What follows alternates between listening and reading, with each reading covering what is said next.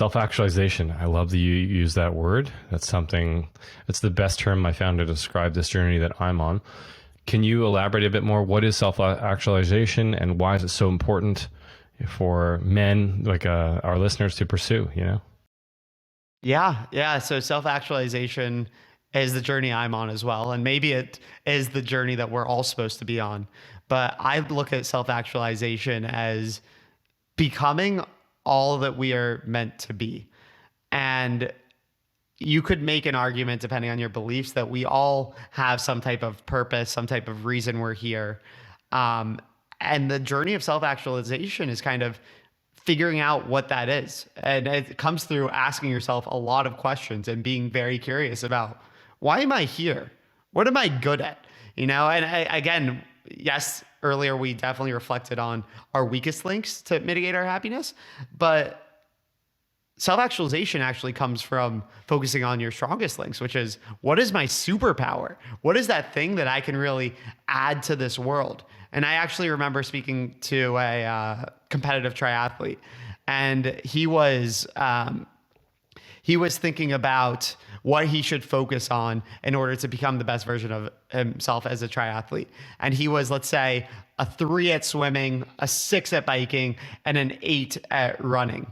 And he talked to his coach and he was like, how can I get from a 3 to a 5, a 3 to a 6 in swimming? And the coach says, why do you want to do that? If you're a 6, and an 8, you're above average, but you're still in the average range. If you're a 3, a 5, and we work on your running and get you to a 10, you are an exceptional runner. You have something to offer to everyone else because you can teach them all how to be the best. You have a gift to the world. So again, this is in the physical realm, but that can be in any realm. Sean, maybe your superpower is your ability to connect with people, your ability to bring people together, your ability to be authentic. You probably have been trying to dive deep into that over your journey of self-actualization. But I think that once we get to a baseline level of happiness that might be a 7 out of 10 or an 8 out of 10 or more, we're no longer in survival mode. We're no longer just trying to make it to the next day and do the minimum in life. We actually get to a point where life is more than that. Life is about, what was I meant to do? And you've probably realized once you're at a 7 or 8 out of 10 that life is far more fulfilling when you are doing those challenging things and when you are growing. So you begin questioning, where do I want to grow in? What do I want to grow in?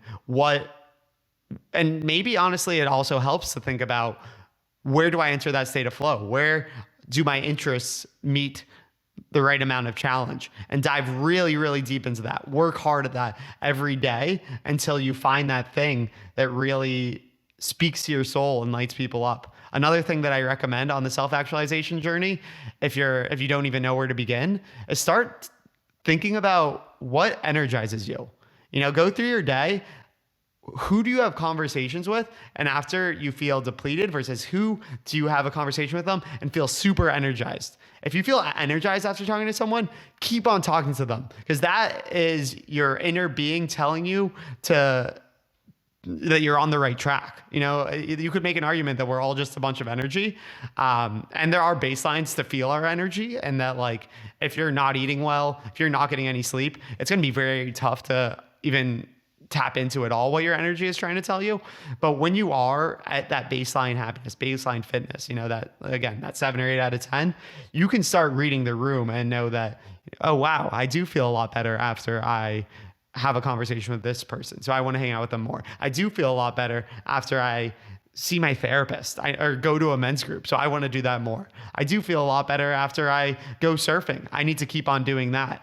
And somehow life just unfolds in a way that when you're doing the things that energize you, you become more. You become more and you realize what life holds for you. And you become freed from the reins of society to become whatever and whoever you want to be.